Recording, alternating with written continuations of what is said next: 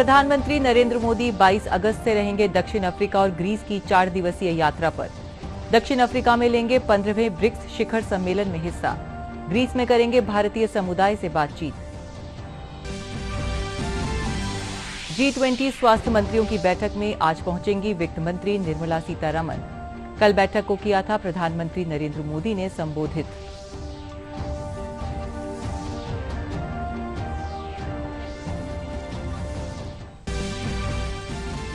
जनजाति प्रतिनिधि सम्मेलन में केंद्रीय जनजाति कार्य मंत्री अर्जुन मुंडा ने किया आदिवासी समाज से आह्वान। कहा, राजस्थान में डबल इंजन की बनाए सरकार, गांव-गांव ढानी जाकर करे प्रचार।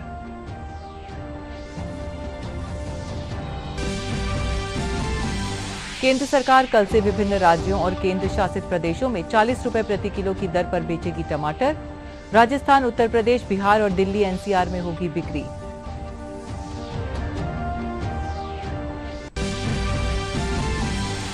प्रदेश के कोटा, उदयपुर, भरतपुर, जयपुर और अजमेर संभाग के कुछ भागों में मानसून फिर से सक्रिय। कई जगहों पर हुई हल्की बारिश।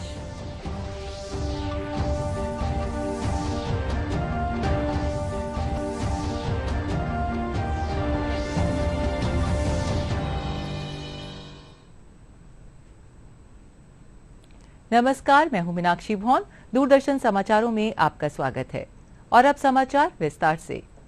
प्रधानमंत्री नरेंद्र मोदी 22 अगस्त से दक्षिण अफ्रीका और ग्रीस की 4 दिवसीय यात्रा पर रहेंगे। प्रधानमंत्री 22 से 24 तक दक्षिण अफ्रीका के राष्ट्रपति माटामेला सिरिल रामफोसा के निमंत्रण पर 15वें ब्रिक्स शिखर सम्मेलन में हिस्सा लेंगे। इसके अलावा प्रधानमंत्री ब्रिक्स अफ्रीका आउटरीच और ब्रिक्स प्लस डायलॉग में भी भाग लेंगे। वहीं प्रधानमंत्री ग्रीस की यात्रा पर भी जाएंगे। वहां भारतीय समुदाय और व्यापार प्रमुखों से बातचीत करेंगे।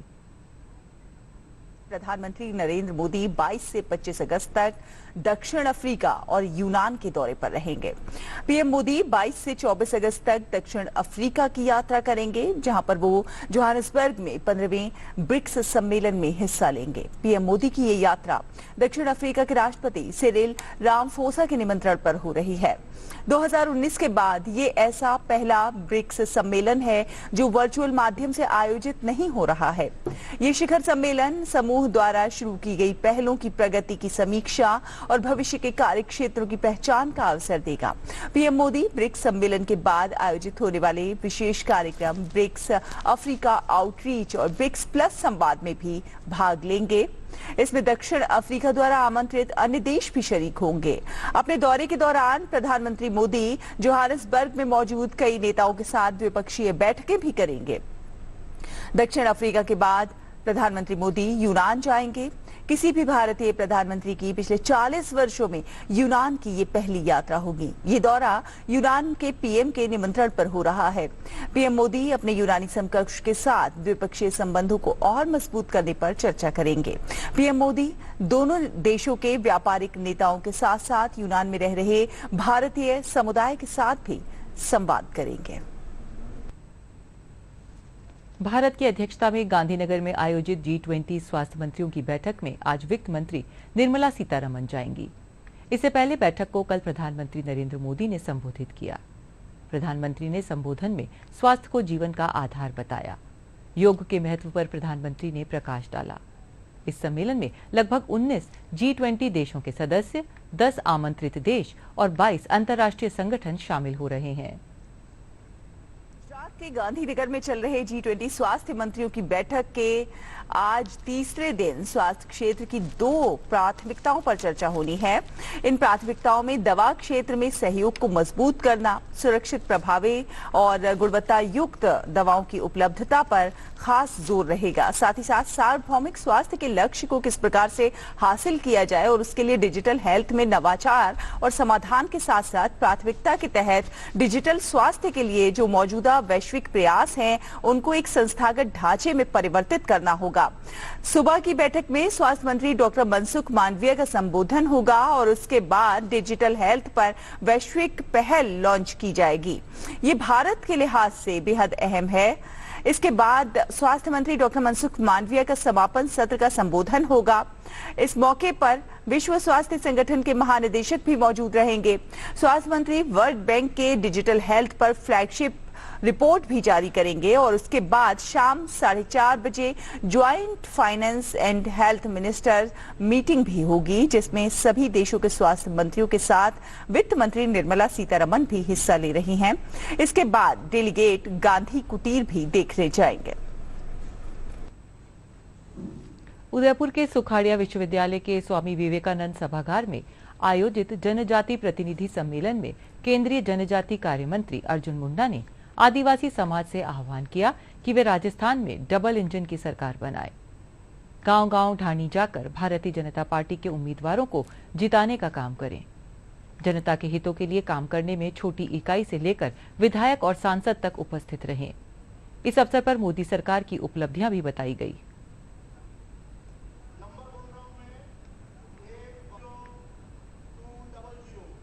ऐसे जनजाति समाज बड़े दायित्व के साथ राष्ट्र निर्माण में कैसे योगदान करें, इस लक्ष्य को लेकर हम आगामी दिनों में कैसे बढ़ेंगे, ये हम सब ने संकल्प किया। उदयपुर में जनजातियों का एक बहुत अच्छा यहाँ पे सम्मेलन हुआ है। ये सभी जो प्रतिनिधि है, इनका ये सम्मेलन हुआ है और आज सांसद से लेकर सरपंच तक जो एसटी के जो हमारे प्रतिनिधि हैं वो सब यहाँ पे एकत्रित आए थे और आदरणीय केंद्रीय मंत्री अर्जुन राम जी मुंडा इसके लिए आज यहाँ पर आए थे। केंद्रीय जल शक्ति मंत्री गजेंद्र सिंह शेखावत जोधपुर के दौरे पर हैं। जयपुर से जोधपुर के बीच गजेंद्र सिंह का कई जगह स्वागत किया गया। उनके स्वागत के लिए विभिन्न स्वागत स्थलों पर बड़ी संख्या में स्थानीय लोग और पार्टी कार्यकर्ता पहुंचे। इस दौरान उन्होंने पार्टी कार्यकर्ताओं और बूथ वोटर से संवाद किया। राजस्थान के राज्यपाल कलराज मिश्र आज सीकर संभाग के दौरे पर रहेंगे। वे यहां एक कॉलेज में आयोजित विज्ञान भारती समारोह में शामिल होंगे। इसके बाद राज्यपाल पंडित दीनदयाल उपाध्याय शेखावाटी विश्वविद्यालय कटराथल में विधि भवन, संविधान पार्क, मुख्य द्वार कैंटीन के उद्घाटन समारोह में शिरकत करेंगे। इसके बाद राज्यपाल जीण माता मंदिर जाएंगे। राज्य सरकार के खिलाफ किसानों ने जोधपुर में डिस्कॉम के बाहर महापड़ाव शुरू किया। किसानों की मांग है कि बगैर रुकावट बिजली आपूर्ति 7 घंटे खेती के लिए गुणवत्ता युक्त विद्युत आपूर्ति हो, ट्रांसफार्मर बदलने, कृषि कनेक्शन जारी करने, 2000 यूनिट निशुल्क बिजली की घोषणा को सभी किसानों के लिए लागू करने जैसी मांगों को लेकर महापड़ाव दिया जा रहा है।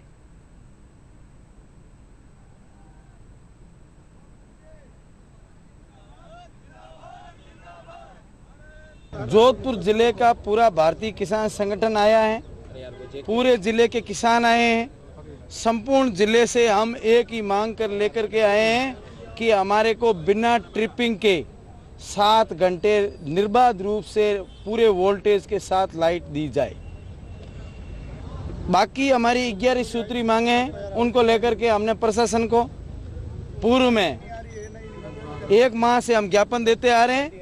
उसका कोई भी हमारे को निर्णय नहीं देने के बाद में आज हम लोगों ने पिछले 3 दिनों से क्षेत्र के अंदर विभिन्न जगह, जिले के अंदर जगह जगह धरने चल रहे थे। आज उन सभी धरनों को हमने यहाँ आकर के एमडी कार्यालय के आगे एकत्रित किया है और जब तक हमारी मांगें पूरी नहीं होगी, जब तक यह काफिला ऐसे ही बढ़ता रहेगा। श्रावणी तीज आज मनाई जाएगी। जयपुर में शाही तीज की सवारी निकलेगी। इसके पहले महिलाएं घर में पकवान घेवर का भोग लगाकर तीज माता का पूजन करेंगी। महिलाओं ने कल सिंजारा मनाया, हाथों में मेहंदी, लहरिये की साड़ी पहन बगीचों में झूलों का आनंद लिया। नव विवाहिताओं के लिए ससुराल से उपहार आते हैं।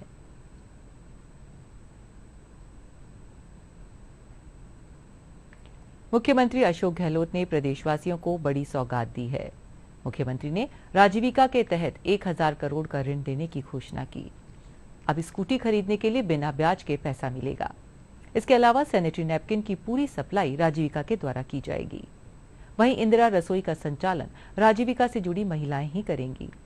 राजीविका से जुड़ी 1000 महिलाएं इंदिरा रसोई चलाने में अपनी महत्वपूर्ण भूमिका निभाने का कार्य कर रही हैं।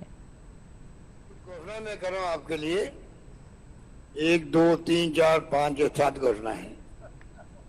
पहली घोषणा है जिसमें आपके जो मानदेय है उसको मैं 15% बढ़ाने की घोषणा करता हूँ। मुर्गी पालन आदि में ब्याज मुक्त ऋण उपलब्ध हो रहा है।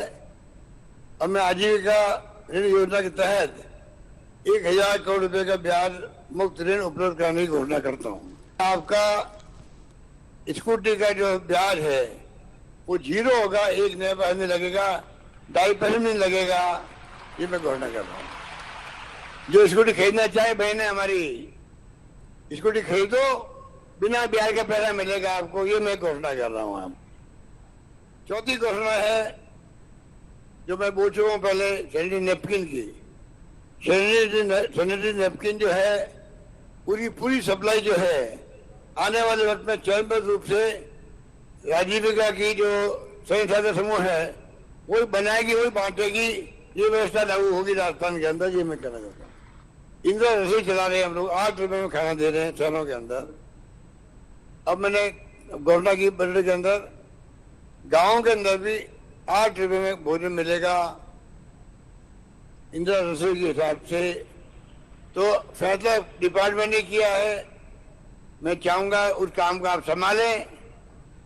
और छठी योजना है स्मार्टफोन, मैंने कह दिया पहले आपको, जो बहने जो है 1,35,00,000 है।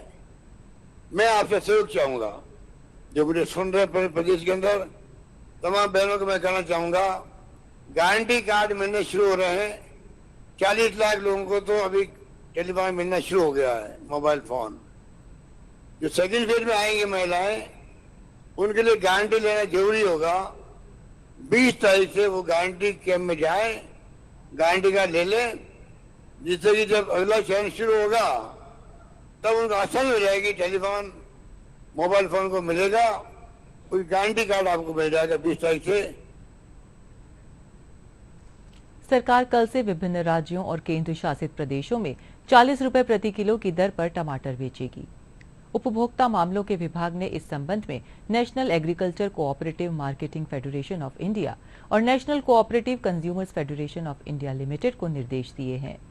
दोनों एजेंसियों ने अब तक 15 लाख किलो से अधिक टमाटर खरीद किए हैं, जिसे देश के प्रमुख केंद्रों में बेचा जा रहा है। राजस्थान, उत्तर प्रदेश, बिहार और दिल्ली एनसीआर में बिक्री होगी।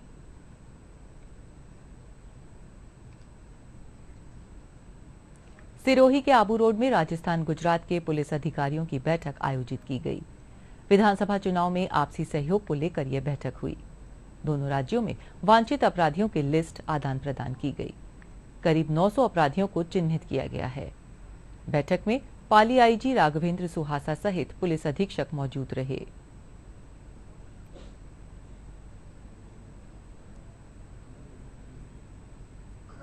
आगे आने वाला विधानसभा चुनाव के मद्देनजर रखते हुए गुजरात और राजस्थान के बीच में बॉर्डर का जो जिला है उनके बीच में समन्वय स्थापित करने के लिए, कानून व्यवस्था के ऊपर मजबूती रखने के लिए, अपराधियों के ऊपर कार्रवाई और धरपकड़ के लिए एक मीटिंग रखा गया था। इसमें कॉमन चेक पोस्ट के बारे में चुनाव आयोग का दिशा निर्देश अनुसार जो भी बिंदुओं पर बात करना था वो सब विचार विमर्श हुआ है। साथ में ऑर्गेनाइज्ड क्राइम के बारे में भी हम लोगों ने धरपकड़ के लिए जो व्यूह तंत्र बनाना है उसके बारे में भी चर्चा किया है। केंद्र सरकार द्वारा जल जीवन मिशन के तहत हर घर नल योजना में पाली प्रदेश में दूसरे पायदान पर पहुंच चुका है। इस योजना से कई घरों में शहरों की तरह पानी पहुंचने से लोग खुश हैं। जलदाय विभाग का कहना है कि 60% कार्य पूरा हो चुका है।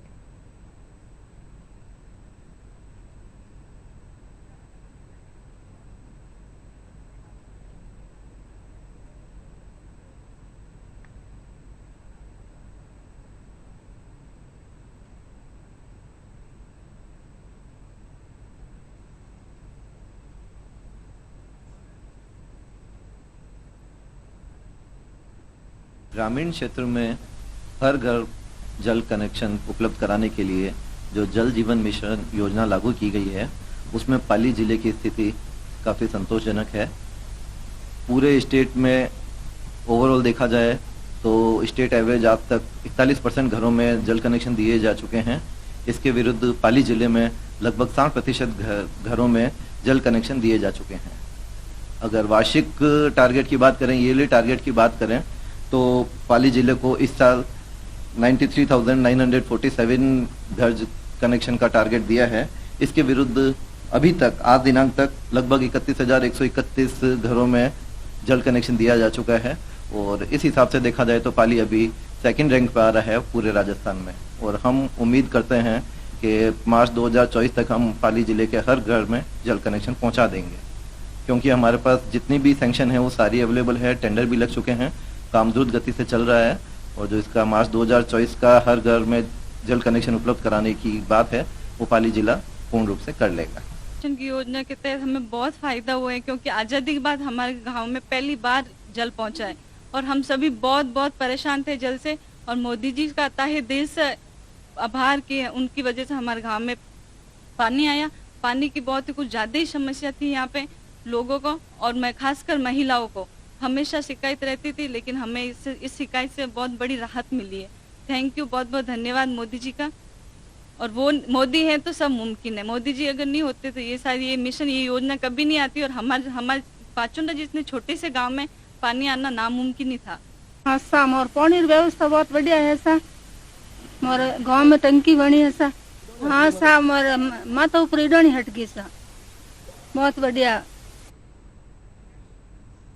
जोधपुर के बिलाड़ा क्षेत्र में हरिया मीठापुर में रामदेवरा दर्शन करने जा रहे जतारुओं को आज तड़के निजी बस ने कुचल दिया। हादसे में 3 महिलाओं की मौत हो गई और 4 गंभीर रूप से घायल हो गए। पीड़ित टोंक और बूंदी जिले के बताए जा रहे हैं।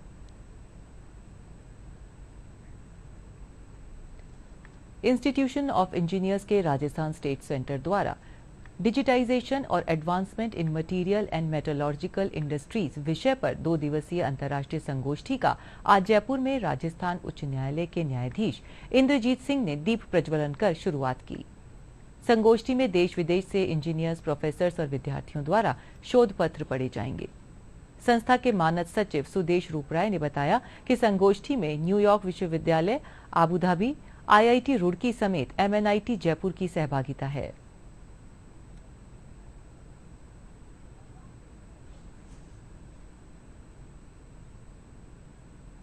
इसमें देश विदेश के काफ़ी लोग, करीब 40-50 लोग सम्मिलित हो रहे हैं और इनके जो कंक्लूजन होंगे इससे मेरे को लगता है कि निश्चित रूप से नए रिसर्चर या इंडस्ट्रीज के लिए, एकेडमिशियंस के लिए काफ़ी एक बड़ा प्लेटफॉर्म मिलेगा। तो इसमें जो काफ़ी पेपर पढ़ने वाले जापान के भी हैं, इटली के भी हैं और नॉर्वे से भी हैं, न्यूयॉर्क यूनिवर्सिटी से भी हैं। 20 तारीख को इसका वैलिडेटरी सेशन होगा, उसमें सारे जो पेपर्स होगा उनका निचोड़ आएगा, तो उसको भी हम लोग पब्लिश करेंगे और साइट वाइट पे भेजेंगे ताकि आगे। इंटरनेशनल कॉन्फ्रेंस का यहाँ पे आयोजन हो रहा है और हम लोगों का फील्ड मटेरियल्स और मेटलर्जिकल इंजीनियरिंग, उसके काफ़ी लोग न्यूयॉर्क से, New York university, Abu Dhabi campus से और विश्व में और कई जगह से यहाँ पर आए हैं।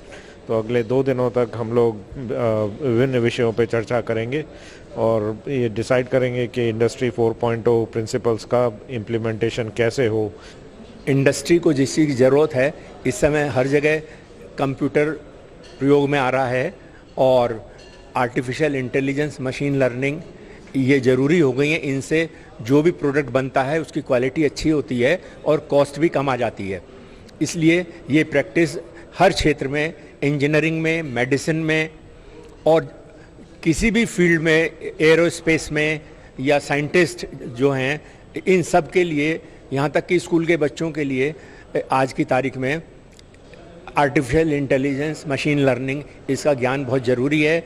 इसी को आधार मानकर हम ये कर रहे हैं और आगे ऐसी कामना करते हैं कि अपना स्टेट सेंटर राजस्थान की इंडस्ट्रीज़ को और एकेडमिक इंस्टीट्यूशंस को इस बारे में जागरूक करता रहे।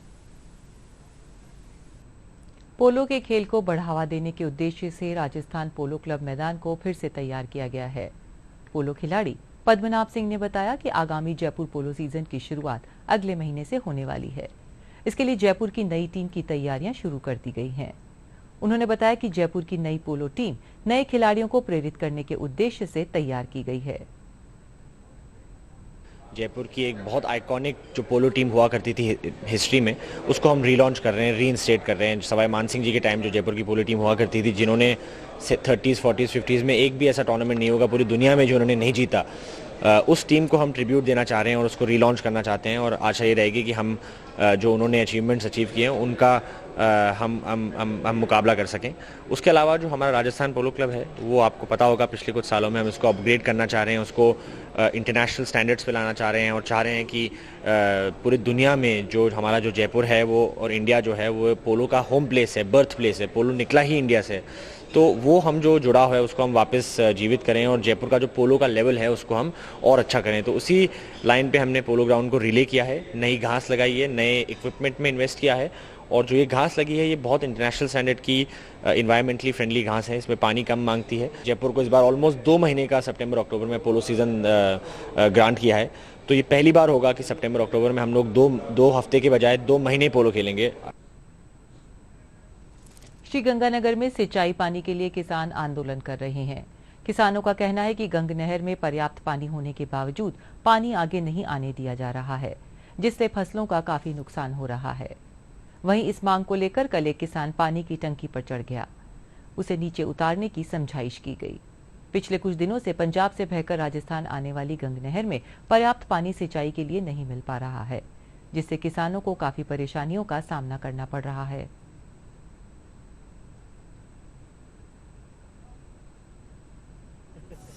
ਸਾਰੇ ਜਾਣਦੇ ਹੋ ਕਿਸਾਨ ਵੀਰੋ, ਅੱਜ ਗੰਗ ਨਹਿਰ 'ਚ ਪਾਣੀ ਨਾ ਹੋਣ ਦੇ ਕਾਰਨ ਪਿਛਲੇ ਕਈ ਦਿਨਾਂ ਤੋਂ 7-8 ਦਿਨਾਂ ਤੋਂ ਸੰਘਰਸ਼ ਕਰ ਰਹੇ ਆ। ਪ੍ਰਸ਼ਾਸਨ ਸੁੱਤਾ ਪਿਆ, ਸਾਡਾ ਪ੍ਰਸ਼ਾਸਨ ਜਾਗਦਾ ਨਹੀਂਗਾ। ਸਾਡੇ ਕਿਸਾਨ ਵੀਰਾਂ ਨਾਲ ਧੱਕਾ ਹੋ ਰਿਹਾ, ਉਹਨਾਂ ਦੇ ਟਰੈਕਟਰ ਘਰੋਂ ਚੱਕ ਕੇ ਲੈ ਕੇ ਆਉਂਦੇ ਆ। ਅਨਾਜ ਮੰਡੀ ਗੰਗਾ ਨਗਰ ਅਸੀਂ ਟੈਂਕੀ ਦੇ ਚੜ੍ਹ ਚੁੱਕੇ ਹਾਂ। ਪਹੁੰਚੋ ਮੇਰੇ ਕਿਸਾਨ ਵੀਰੋ, ਵੱਧ ਤੋਂ ਵੱਧ ਇੱਥੇ ਪਹੁੰਚੋ। किन्ना टाइम गंग नहर च पानी नहीं, किन्ना चिर साडे किसान साथी दा ट्रैक्टर नहीं दे रहे, किन्ना चिर वो थानेदार नूं ASI नूं सस्पेंड नहीं करते, लैन हाजिर नहीं करते, उन्ना चिर असीं थल्ले नहीं उतरांगे। उत्तर पश्चिमी रेलवे में अब तक 4,250 किलोमीटर ट्रैक का विद्युतीकरण किया जा चुका है। जुलाई में ही रिकॉर्ड 244 किलोमीटर ट्रैक का इलेक्ट्रिफिकेशन किया गया। मुख्य जनसंपर्क अधिकारी कैप्टन शशि किरण ने बताया कि महाप्रबंधक विजय शर्मा के निर्देशन में जोन में रेल विद्युतीकरण का काम तेजी से हुआ है। 2022-23 में 1,104 किलोमीटर रेलखंड को विद्युतीकृत किया गया। सावन के साथ ही जयपुर के स्वाद की पहचान घेवर इन दिनों बाजार में अपनी रौनक बिखेर रहे हैं। तीज के दिन गुलाबी नगर की खास मिठाई के रूप में देश दुनिया में विशेष पहचान रखने वाले घेवर की बिक्री इन दिनों परवान पर है। पेश है जयपुर से एक रिपोर्ट। राजस्थान विभिन्न सांस्कृतिक धरोहर, विरासत और त्योहारों के मिश्रण से परिपूर्ण एक अनूठा प्रदेश है। एक खास मिठाई है जो सावन के महीने में खाई जाती है और राजस्थान में एक विशेष महत्व रखती है, वह है घेवर। मैदा, दूध, मलाई, रबड़ी, पनीर आदि के मिश्रण से बनाया हुआ स्वादिष्ट व्यंजन है घेवर, जो सावन के महीने में खास तौर से बनाया जाता है। घेवर को बनाने में विशेष तरीका काम में लिया जाता है। इसमें एक घोल के मिश्रण को छोटी कढ़ाई में धीरे धीरे डालकर लगातार बनाया जाता है। उसके बाद उसके ऊपर रबड़ी, मलाई या काजू, बादाम, अन्य ड्राई फ्रूट डालकर उसको तैयार किया जाता है। इस मिठाई का खास महत्व सिंजारा में भी है। राजस्थान की परंपरा में तीज के मौके पर नव विवाहिताओं के घर सिंजारा भेजने की परंपरा है। इसमें घेवर का विशिष्ट स्थान है, या यूं कहें कि घेवर के बिना सिंजारा अधूरा है। घेवर की प्रसिद्धि इस बात को लेकर भी है कि देश ही नहीं विदेशों में भी इसको पसंद किया जाता है। जयपुर आने वाले पर्यटक खास तौर से इस मिठाई को खरीदते हैं और अपने साथ भी ले जाते हैं। घेवर बनाने के लिए पहले तो अपने घी को गर्म करेंगे, उसमें फिर बर्फ लगा के उसको जमाएंगे घी को, फिर उसको कढ़ाई में डाल के मल्ली लगाएंगे। मल्ली तैयार होते ही फिर अपन उसमें दूध, पानी डालेंगे, फिर उसके बाद मैदा डालेंगे उसके अंदर और फिर उसको एक जगह मिला के उसका गोल तैयार हो जाएगा। गोल तैयार होने के बाद में ऊपर कारीगरों को दे देंगे, उसमें बोतल में डाल के गोल तैयार होते हैं, फिर वो बूंद बूंद उस कढ़ाई में डालेंगे तो वो घेवर तैयार हो जाएगा। वनस्पति घी के बनते हैं, देसी घी के बनते हैं, उसमें भी 3 तरह क्वालिटी के होते हैं। जैसे बड़े घेवर बनते हैं दूध के, पनीर के, उसमें छोटे टीनी मिनी घेवर बनते हैं, उसकी बाजार में बहुत डिमांड रहती है। देखो राजस्थान में घेवर पीढ़ी प्रसिद्ध है, शुद्ध वातावरण में शुद्ध चीज़ बनती है और गणगौर और तीज सावन की इस पर खूब सारे घेवर बिकते हैं क्योंकि प्रसिद्ध मिठाई है ये, और संजारे भी बेचे जाते हैं और 1 महीना पहले से घेवर की तैयारी चालू हो जाती है।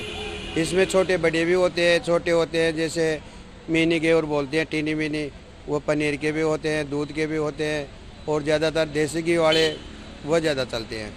समय के बदलाव के चलते घेवर जहां पहले सादा और रबड़ी वाले ही बनते थे, लेकिन अब नई नई किस्म के घेवर बनाए जा रहे हैं। इसमें पनीर के घेवर भी शामिल हैं।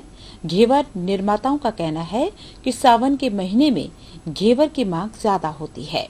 जैसे कि अभी तीज सिंजारा आ रहा है, इस पे घेवर को बहुत ज्यादा मानते हैं, राखी आ रही है और घेवर के बिना यहाँ पे जो है हर त्योहार मतलब अधूरा ही माना जाता है। हर फेस्टिवल पे घेवर बनता है, इसको देखकर ही इतनी भूख लग जाती है, चाहे आपका मन हो या ना हो। और सावन के महीने में तो इसका अलग ही महत्व होता है। हमारे साथ एक पूरा कल्चर है, एक रिचुअल है। घेवर हम सबके साथ आता है, मायके से आता है, एक याद दिलाता है हमें अपने घर की। तो घेवर से तो बचपन का प्यार है और घेवर ही है कि जिसको मुंह में डालते हैं ऐसा लगता है कि आप बचपन में पहुंच गए हो। घेवर एक मिठाई ही नहीं, राजस्थान की परंपरा का हिस्सा भी है। घेवर का जिक्र होते ही जुबान पर एक खास तरह का स्वाद तैर जाता है। हनुमान जायसवाल की रिपोर्ट, दूरदर्शन समाचार, जयपुर। प्रदेश के कोटा, उदयपुर, भरतपुर, जयपुर और अजमेर संभाग के कुछ भागों में मानसून के फिर से सक्रिय होने पर बारिश की गतिविधियां शुरू हो गई हैं। सुबह से ही आसमान में बादल छाए हुए हैं। कई जगहों पर हल्की बारिश होने की सूचना है। मौसम विभाग की ओर से कम दबाव का क्षेत्र उत्तर पश्चिमी बंगाल, उड़ीसा तट के ऊपर बना हुआ है। इसके 2-3 दिन में उत्तरी उड़ीसा, छत्तीसगढ़ की ओर बढ़ने की संभावना है। वहीं आज से 21 अगस्त तक राजस्थान के कई इलाकों में हल्की से मध्यम दर्जे की बारिश की संभावना है। और अब अंत में मुख्य समाचार एक बार फिर। प्रधानमंत्री नरेंद्र मोदी 22 अगस्त से रहेंगे दक्षिण अफ्रीका और ग्रीस की 4 दिवसीय यात्रा पर। दक्षिण अफ्रीका में लेंगे 15वें ब्रिक्स शिखर सम्मेलन में हिस्सा। ग्रीस में करेंगे भारतीय समुदाय से बातचीत। G20 स्वास्थ्य मंत्रियों की बैठक में आज पहुंचेंगी वित्त मंत्री निर्मला सीतारमण। कल बैठक को किया था प्रधानमंत्री नरेंद्र मोदी ने संबोधित।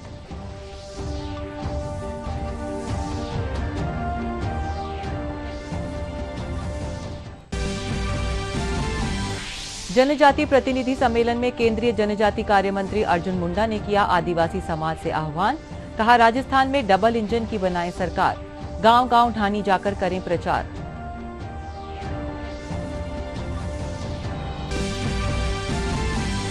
केंद्र सरकार कल से विभिन्न राज्यों और केंद्र शासित प्रदेशों में 40 रुपए प्रति किलो की दर पर बेचेगी टमाटर।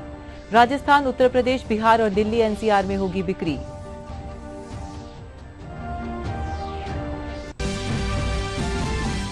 और प्रदेश के कोटा, उदयपुर, भरतपुर, जयपुर और अजमेर संभाग के कुछ भागों में मानसून फिर से सक्रिय। कई जगहों पर हुई हल्की बारिश।